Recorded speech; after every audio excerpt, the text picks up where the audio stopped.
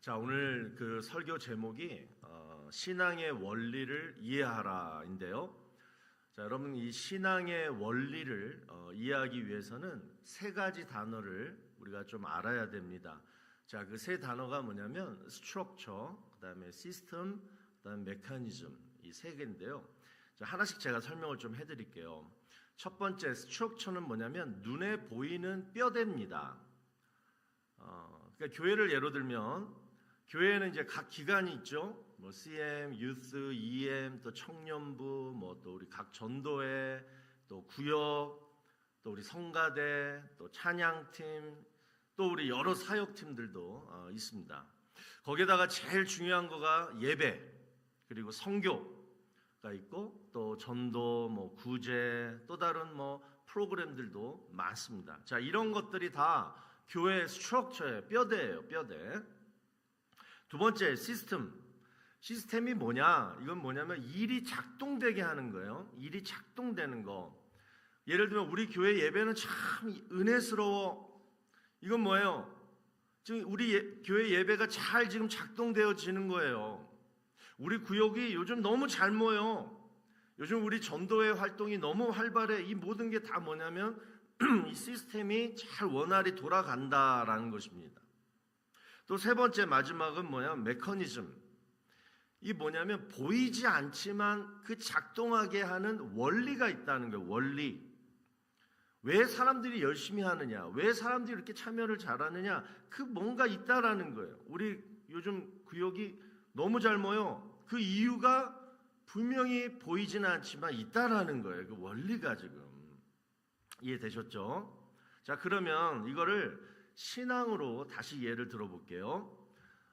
여러분, 신앙에도 스트럭처가 있습니다. 자, 여러분 신앙생활 어떻게 하십니까? 라고 물어보면 여러분들 제일 먼저 이렇게 떠오르는 이미지가 뭐예요? 신앙생활 하면 성경책 끼고 주일날 예배 가는 거, 예배 드리는 거, 또 집에서 내 방에서 성경 읽는 거, 또 골방에서 이렇게 기도하는 모습, 또 교회에서 열심히 막 봉사하는 모습, 막 이런 게 이게 떠오르잖아요. 이게 바로 신앙의 스트럭처입니다. 신앙의 뼈대예요. 그러니까 육체적으로 또는 정신적으로 이렇게 활동하는 것, 이게 신앙의 스트럭처고요. 두 번째, 신앙의 시스템도 있습니다. 뭐냐, 내가 예배를 드리는데 막 은혜를 받아요. 작동이 되는 거예요 지금. 또 성경을 내가 지금 읽는데 막 이렇게 막 깨달음이 있어요. 또 기도를 하는데 막 눈물이 나면서 회개도 되고, 또 내 자신이 막 변화가 돼요. 또 교회에서 봉사를 하는데 막 내 마음에 기쁨이 넘쳐요. 이게 바로 뭐냐, 보이지 않는 영적인 활동이 막 내 안에서 일어나는 거예요. 이게 신앙의 시스템이다. 그다음에 마지막, 신앙의 메커니즘이 있습니다. 신앙에는 반드시 원리가 있다는 거예요. 그러니까 이 원리를 내가 잘 이해하고 이 원리대로 신앙생활을 하면 신앙생활이 순조롭게 잘 지내는 거예요. 신앙의 시스템이 잘 돌아간다라는 거예요. 자, 여러분, 그러면 어떤 성도가 요즘 영적으로 굉장히 다운이 됐어요.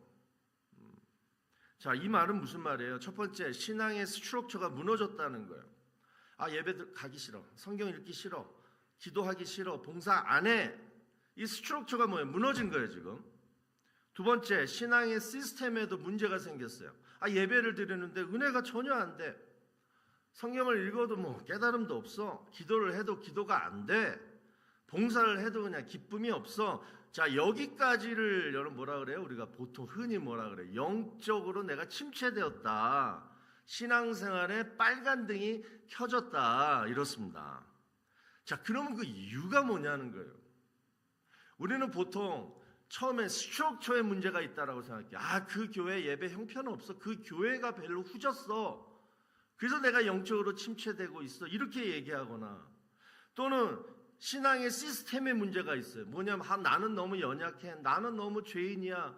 내가 너무 문제가 많아서 내가 예배 시간에 은혜를 못 받아. 그래서 기도가 안 돼. 자꾸 자신을 막 탓해요.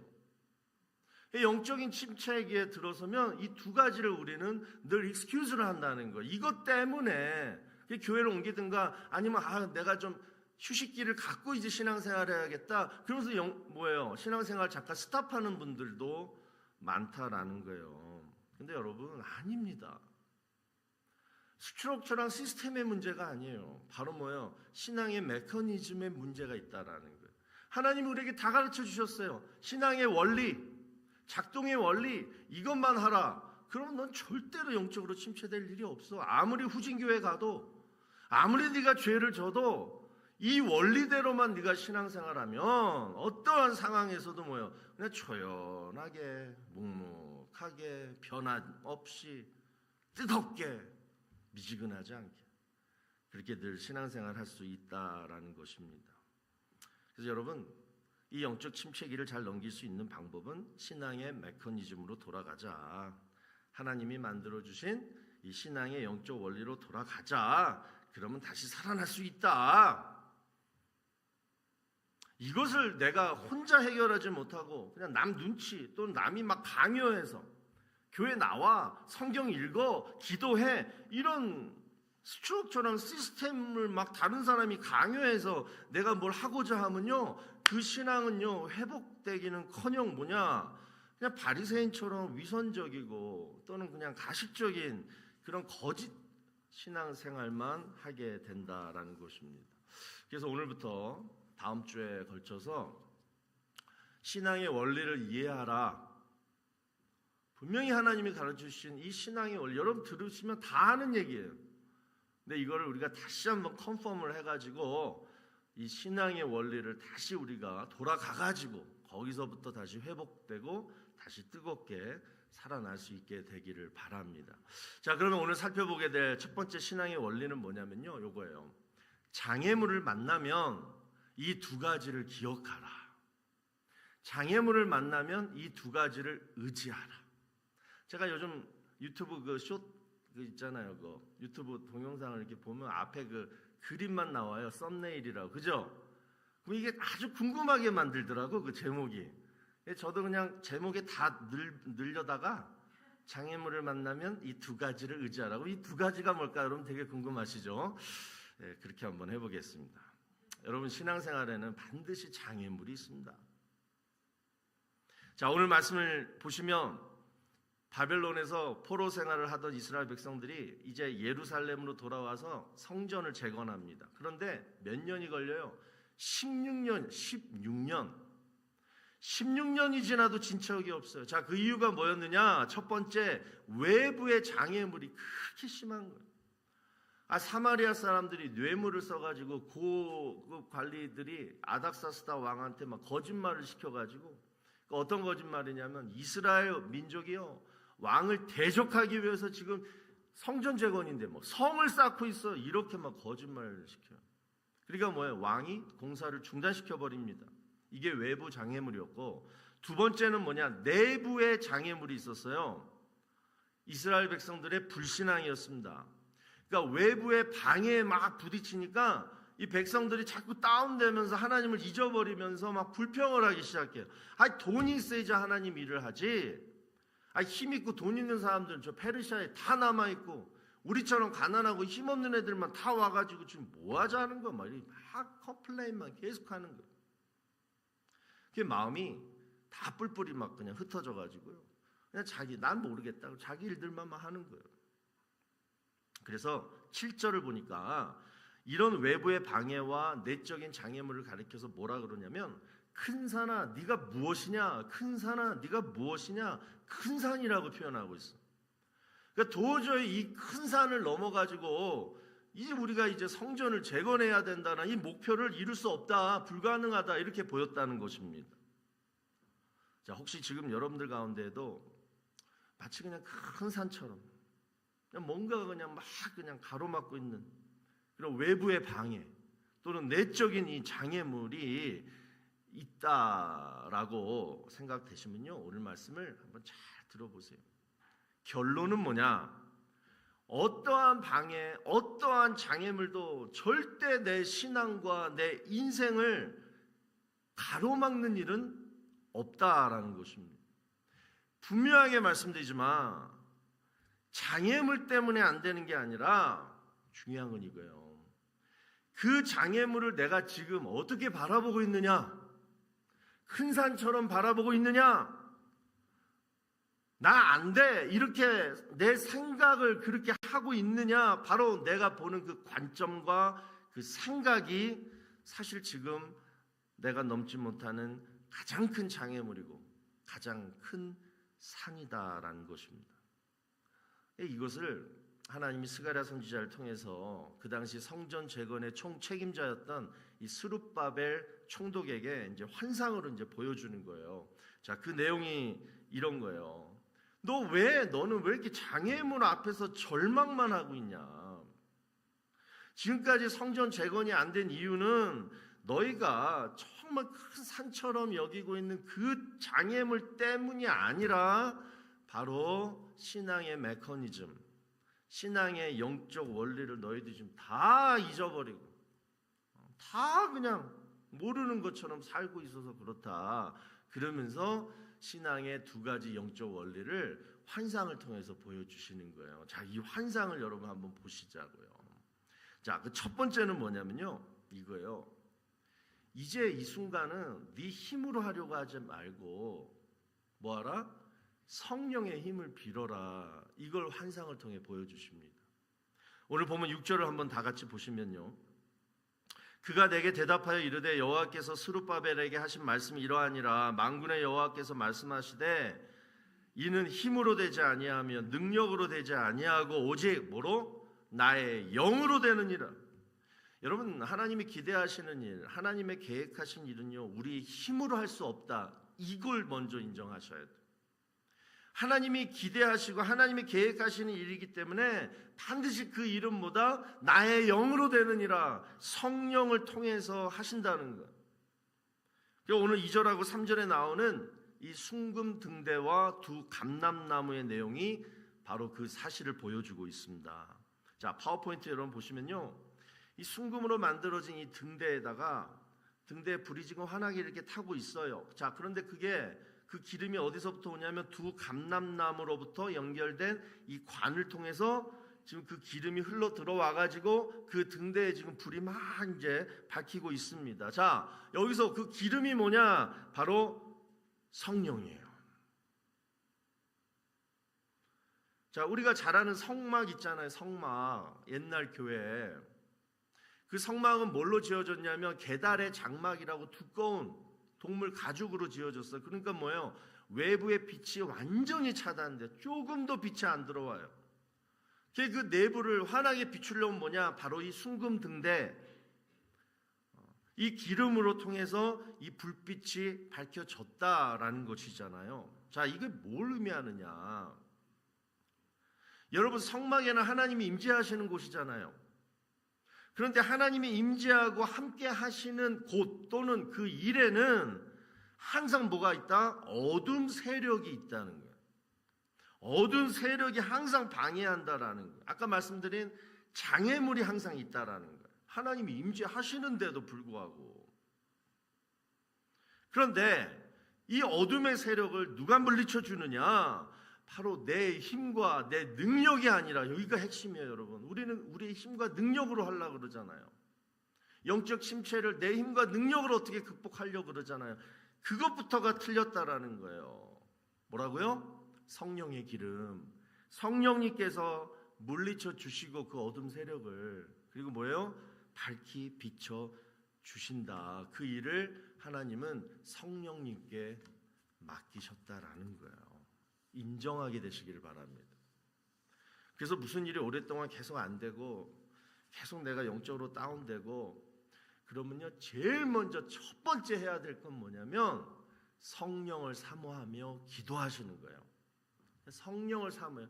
내 힘으로 하려고 하지 말고 성령을 의지하며, 성령님 어둠의 세력을 물리쳐 주시고 제 길을 밝혀 보여주세요. 제 마음을 열어주세요. 그러면서 뭐예요? 성령님이 비춰주시는 조명, 스포트라이트로 내 자신을 살피는 거예요. 내 눈으로 내 지금 침체된 영적 상황을 못 봐요. 내 육적인 눈은 안 보여요. 성령의 조명으로 비춰주는 그 빛으로 내 자신을 살펴야지 진짜 내 자신을 지금 볼 수가 있는 거예요. 첫 번째, 내 힘으로 하지 말고 성령을 의지하라. 이게 첫 번째 신앙의 메커니즘 원리고요. 두 번째는 뭐냐? 영적으로 다운되거나 장애물이 생기면 그 다음에 뭐 해야 되냐면 마찬가지 내 힘으로 하지 말고 하나님의 은총을 바라라. 이게 두 번째 원리입니다. 자, 7절을 한번 다 같이 봐요. 자, 다 같이 읽어봅니다. 시작.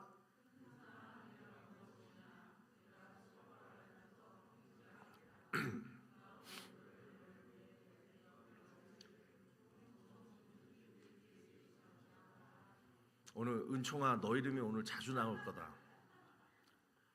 결국 이 큰 산, 내가 정말 두려워하고 내 앞을 가로막아 보이는 그 큰 산이 여러분 어떻게 평지가 되었다는 거예요? 기억하세요. 우리 은총 형제를 생각하면서 은총, 하나님의 은총, 하나님의 은혜로 그 큰 산이 싹 없어졌다는 거예요. 자, 그런데 그 은혜를 오늘 본문은 어떻게 설명하고 있냐면 9절에 보면 스룹바벨의 손이 이 성전의 기초를 놓았은즉 그의 손이 또한 그 일을 마치리라. 이게 무슨 말이냐면 여러분, 하나님은요 알파와 오메가의 하나님이십니다. 뭐예요? 시작과 끝이 있다라는 거예요. 그래서 빌립보서 1장 6절에 뭐라고 나와요? 너희 속에 착한 일을 시작하신 이가, 누가? 예수님이 시작하셨어요.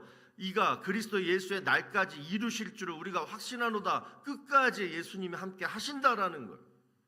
그러니까 16년 동안 끌어오던 성전 재건이 하나님이 시작하시니까 시작은 하셨어요, 하나님이. 근데 끝을 어떻게 돼요? 하나님의 은혜가 함께 하니까 단 4년 만에 딱 끝나버렸다라는 거예요. 하나님의 은혜는 시작이 되었으면 반드시 끝이 있다. 중간에 없어지지 아니한다. 여러분 믿으시기를 바랍니다. 그 생각이 없으면요, 내가 하려고 한다니까요. 하나님의 은혜를 의지하지 않고. 근데 여기서 우리가 생각할 것이 있어요. 뭐냐면 하나님의 은혜는 항상 흘러요.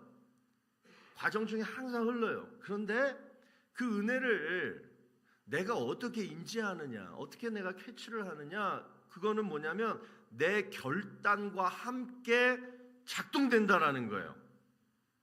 자, 스룹바벨이 성전을 재건하기 위해서 돌 하나를, 기초석 하나를 딱 쌓을 때, 놓을 때 뭐예요? 하나님의 은총이, 하나님의 은혜가 그때부터 막 시작됐다라고 표현하고 있잖아요. 그러니까 우리가 그냥 멍하니 앉아가지고 어디 그냥 어디 공원 벤치에 앉아가지고 하늘 쳐다보면서 멍하니 하나님 도와주세요. 이렇게 하면 안 된다라는 거예요. 하나님 저와 함께 하실 거죠? 하나님 저를 도와주실 거죠? 믿습니다 하면서 믿음으로 돌 하나를 딱 놓기 시작할 때부터 하나님의 은혜가 뭐예요? 내 안에 막 느껴지면서 와 시작됐구나, 시작됐네 막 이러면서 하나님 의지하게 되는, 그것도 하나님의 은혜예요. 그러니까 멍하니 있지 말고 하라는 걸 뭐라도 하라는 거예요. 다시 믿음의 돌을 하나씩 다시 쌓으라는 거예요. 그리고 오늘 보면 10절을 보니까 작은 일의 날이라고 멸시하는 자가 누구냐? 사람들이 스룹바벨의 손에 다림질이 있음을 보고 기뻐하리라. 이 일곱은 온 세상에 두루다니는 여호와의 눈이라 하니라. 자, 여기서 일곱 눈이 하나도 아니에요. 7개가 막 보호해 주는데 이 일곱 눈이 바로 하나님의 보살핌을 의미합니다. 스룹바벨이 돌 하나를 딱 올려놨을 때 주변 사람들이 다 비웃었어요. 하지만 그 순간부터 하나님의 은혜와 그 다음 두 번째 하나님의 보살핌이 공사가 마칠 때까지 계속 이어졌다라는 거예요. 혹시 지금 여러분 마음에 포기하신 일이 있으십니까? 오늘 말씀을 통해서 우리가 분명히 알아야 할 사실은 하나님의 계획과 하나님의 은혜와 하나님의 보살핌은 그 어떤 세상의 장애물도 막을 수가 없다라는 거예요. 하나님의 계획이 이미 시작이 되었고 지금도 진행 중인데 가끔 나타나는 큰 산으로 보이는 어떤 장애물 때문에 또는 나를 감싸고 있는 어떤 어두운 세력들 때문에 내가 지금 거기에 그냥 딱 갇혀가지고 그냥 하나님의 은혜와 보살핌을 못 느끼는 것뿐이라는 거예요. 그 은혜와 보살핌을 다시 내가 느낄 수 있는 방법은 뭐하라? 멍하니 주저앉아 있지 말고 뭐라도 시작하라는 거. 다시 기도를 시작하든가, 예배를 다시 제대로 드리든가, 성경을 다시 펴서 읽든가, 그 시작과 함께 하나님의 은혜와 보살핌은 내가 다시 느껴진다. 이게 영적 회복의 첫 단추예요. 다시 시작하라. 그래서 지금 우리에게 필요한 것은 여러분, 신앙의 원리로 돌아가는 겁니다. 스트럭처나 시스템으로 돌아가는 게 아니라 신앙의 원리로 돌아가는 거예요. 다른 거 없어요. 여러분 힘 의지하지 마시고, 성령의 힘을 의지하시고, 또 사람의 도움 의지하지 마시고, 오직 하나님의 은혜를 의지하라. 그리고 기다리세요. 이게 빨리 회복이 안 되지, 뭐가 빨리 진척이 안 되지, 그러지 말고 기다리시는 거예요. 자, 이런 말이 있어요. God's delay is not a rejection. 무슨 뜻이에요? 제가 발음이 후져가지고 잘 못 들으셨어요? 하나님의 뭐예요? 지연은 God's delay is not a rejection. 거절이 아니다. 하나님의 지연은 거절이 아니다. 뭐예요? 안 주시는 것과 아직 주시지 않은 것은 엄연히 달라요. 기다리시라는 거, 하나님의 타이밍. 그렇기 때문에 우리가 절대 버리지 말아야 되고 절대 포기하지 말아야 될 건 뭐냐면요, 믿음이에요. 믿음. 내 꿈이 포기되거나 내 바람이 포기되는 게 아니라, 그거보다 더 중요한 건 내 믿음을 포기하지 마라. 끝까지 믿음으로 견디고 버티면 반드시 하나님의 계획은 이루어진다. 여러분, 이게 신앙의 원리, 바로 신앙의 원리예요. 자, 여기까지 첫 번째 신앙의 메커니즘 살펴봤습니다. 다시 정리할게요. 신앙에는 장애물이 항상 생긴다. 그럴 때 영적 침체 모드로 돌아가는 게 아니라 뭐하라? 성령의 힘을 의지하고 하나님의 은혜를 의지하라. 성령, 하나님의 은혜로 회복해야 된다. 그러려면 뭐라도 시작해라. 이거예요. 그러면 장애물은 없어진다. 이겁니다. 어떤 책에서 제가 이런 얘기를 봤어요. 평소에 굉장히 존경하던 목사님에게 이제 이 책 저자가 찾아가서 이런 질문을 한 거예요. 목사님 70세 정도 되셨는데 70년 생애 동안 가장 행복했던 때가 언제셨습니까?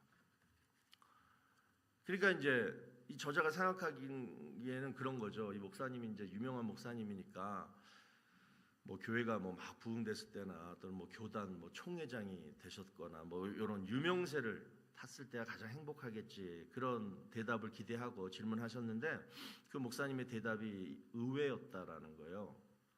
목사님이 하시는 말씀이 이거래요. 내가 가장 행복했던 시절은 신앙생활 잘했던 청년 시절이었습니다.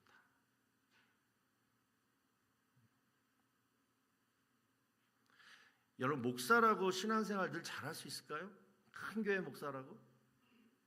어쩌면 목사지만 영적으로 완전히 침체되었는데도 겉으로 보기엔 굉장히 영적으로 충만한 것처럼 그렇게 위선과 허세로 자신의 영적 상태를 가릴 수 있어요. 그런 거 목사들 잘해요. 여러분, 만약에 사도 바울도요, 이러한 위선과 허세로 하나님의 일을 했더라면 아마도 우리가 잘 아는 이 믿음의 고백을 절대 하지 못했을 것입니다. 한번 보세요. 빌립보서 3장 7절에서 8절. 자, 읽어봅니다. 시작.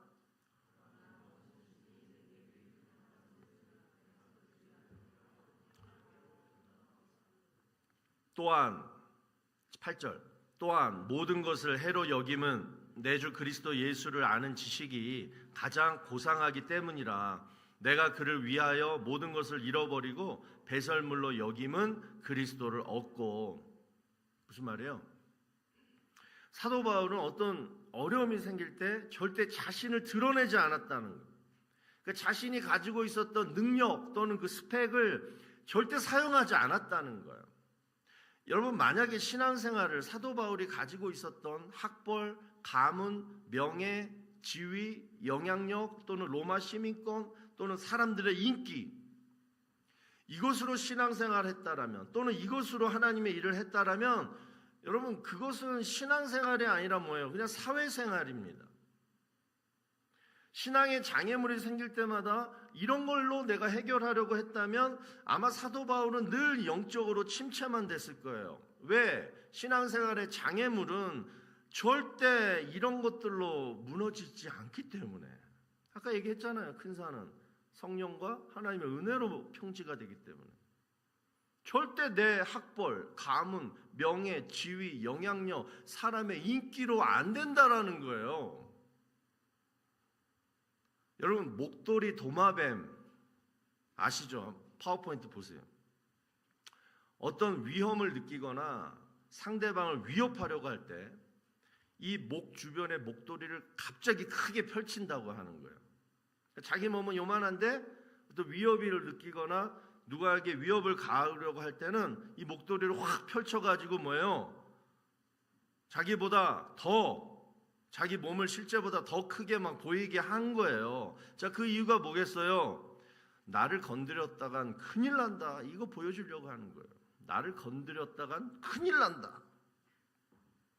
그런데 사실은 그 동네 그 동물들은 다 알죠. 제 평소에 조그마다가 요만한 애가 할 때만 목도리가 커지는 애야. 그러니까 뭐예요?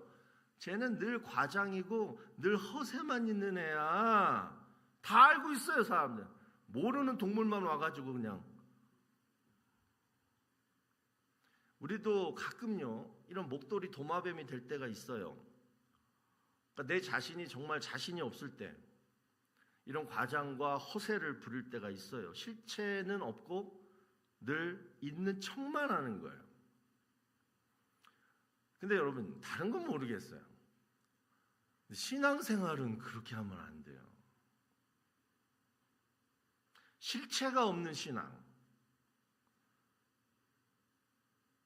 그 신앙은 늘 무슨 일만 생기면 실체가 없으니까 뭐예요? 그냥 침체되거나 공허해져요.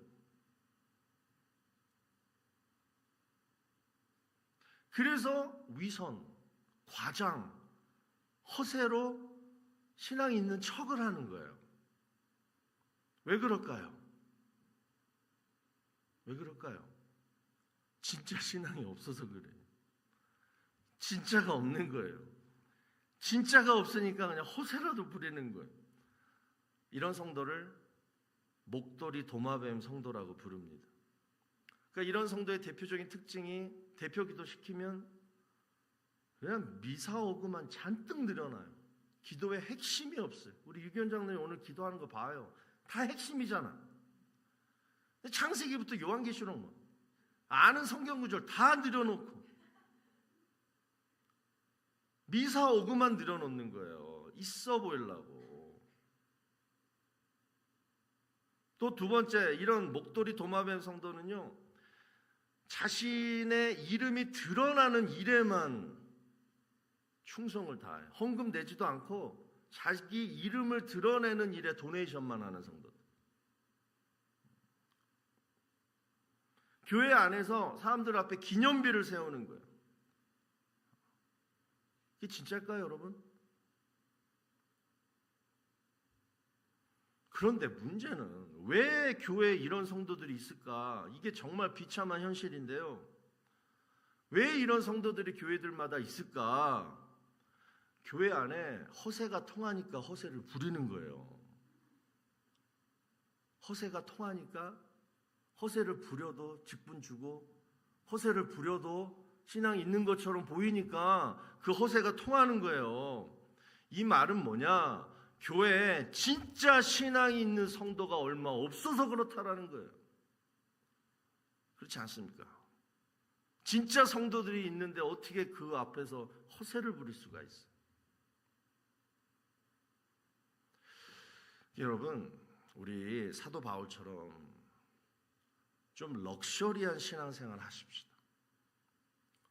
내 유익을 위해서 허세나 부리는 그런 싸구려 신앙생활 하지 말고 내가 진짜 신앙생활하는 이유, 바로 예수 그리스도를 아는 지식이 고상하기 때문이라. 나는 정말 형편없고 정말 무능하고 정말 죄인이고 정말 연약하지만 내가 예수를 믿어서 하나님의 자녀가 된 이 사실이 내 인생의 가장 고상한 일이고 가장 큰 자랑이고 가장 큰 면류관이기 때문에 이 은혜를, 이 특권을 지키기 위해서 저는 신앙생활합니다. 이게 진짜 신앙이에요, 여러분. 그래서 이 예수를 아는 지식을 경험하려고 예배를 드리고 기도하고 성경 읽고 그 예수님이 너무 감사해서 그 예수님을 위해서, 기쁨이 되기 위해서, 예수님을 기쁘게 해드리기 위해서 교회 열심히 봉사하는 거예요. 이게 진짜 신앙생활이고, 이 원리, 이 신앙의 본질을 내가 지금 잃어버렸다라면 여러분, 다른 스트럭처, 다른 시스템 아무리 생각해도 소용없어요. 바로 요거를 붙으시기 바랍니다. 그래서 마음은 원이로 돼 육신이 약해서 막 영적으로 침체될 때마다 첫 번째, 성령을 의지해라. 성령 의지하는 거 너무 쉬워요. 그냥 성령님 부르세요. 호칭, 성령님 저 좀 도와주세요. 성령님은 저의 신앙을 지키기 위해서 이 땅에 내려오셨고 내가 예수 믿을 때 내 마음에 임재하신 분이잖아요. 나만의 튜러잖아요. 나만의 천사잖아요. 수호천사잖아요. 그 성령을 의지하라고요. 주셨는데 왜 그 성령을 의지 안 해요?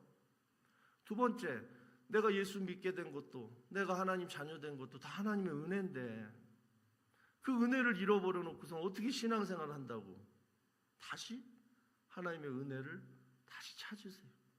성령, 은혜, 이걸 다시 의지하셔가지고 하나님께서 맡겨주신 사명, 또 신앙 잘 회복하시고 다시 다 성숙하게 되시기를 주의 이름으로 축원합니다.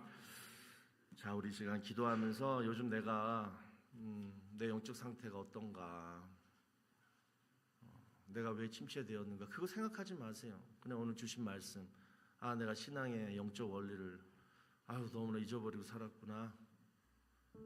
하나님, 성령님 도와주세요. 하나님 은혜 다시 내 안에 충만케 해주세요. 우리 겸손한 마음으로 이 시간 잠시 기도하며 나아가겠습니다. 기도합니다. 좋으신 아버지 감사합니다. 우리가 신앙생활하면서 가끔은 너무나 침체되고 다운될 때가 많은데 그게 교회 때문에 또는 사람 때문이었는 줄 알았는데 아니었습니다. 하나님, 내가 신앙의 원리를 잃어버리고 잊어버렸습니다. 나에게 주신 성령님을 잃어버렸고 또 하나님의 은혜를 잊어버렸습니다. 하나님, 두 가지를 오늘 이 시간 다시 회복시켜 주시옵소서. 다시 회복시켜 주시옵소서. 그래서 뜨겁게 하나님 다시 내 신앙이 회복되게 하여 주시옵소서. 그래서 하나님을 기쁘시게 하며 그리고 하나님 맡겨주신 사명 잘 감당하여 정말 우리가 하나님의 영광이 될 수 있는 그런 귀한 성도들 다 될 수 있도록 주님 인도하여 주시옵소서. 인도하여 주시옵소서. 역사하여 주시옵소서. 가정마다 심령마다 모든 어두운 세력들 주님의 성령의 빛으로 다 물리쳐 주시옵시고 온전히 평안하게 하시고 그리고 하나님 성령 충만함으로 살아가실 인도하여 주시옵소서. 자, 우리 다 같이 일어나셔서 내 삶의 이유라. 자, 이번 주에 계속 이 찬양을 부르는데요, 특별히 마지막 그 후렴구가 얼마나 제 마음에 막 은혜가 되고 감동이 되는지 오늘 여러분 함께 그 은혜를 나누기를 원합니다. 다 같이 부릅니다.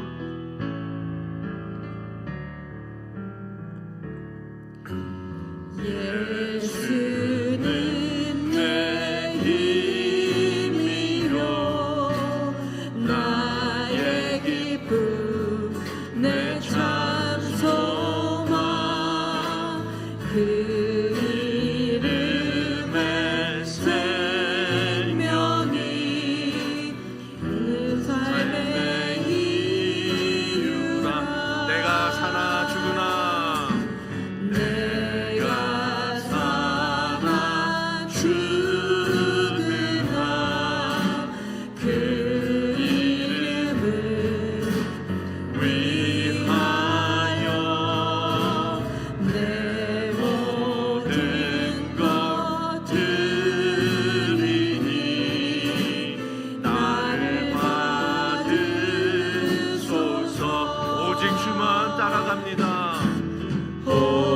오직 주만 따라갑니다.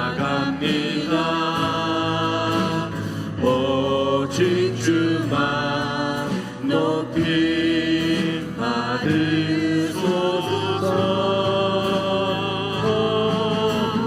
내 평생에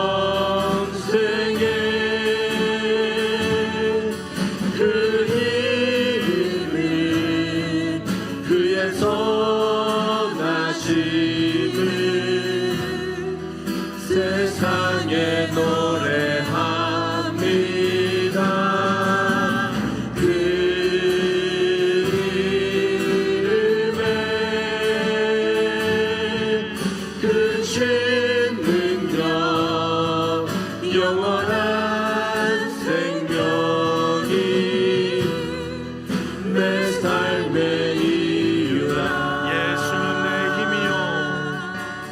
예수는 내 힘이요 나의 기쁨 내 참 소망. 그 이름의 생명이 내 삶의 이유라. 오직 주만 따라갑니다. 오직 주만 높임 받으소서.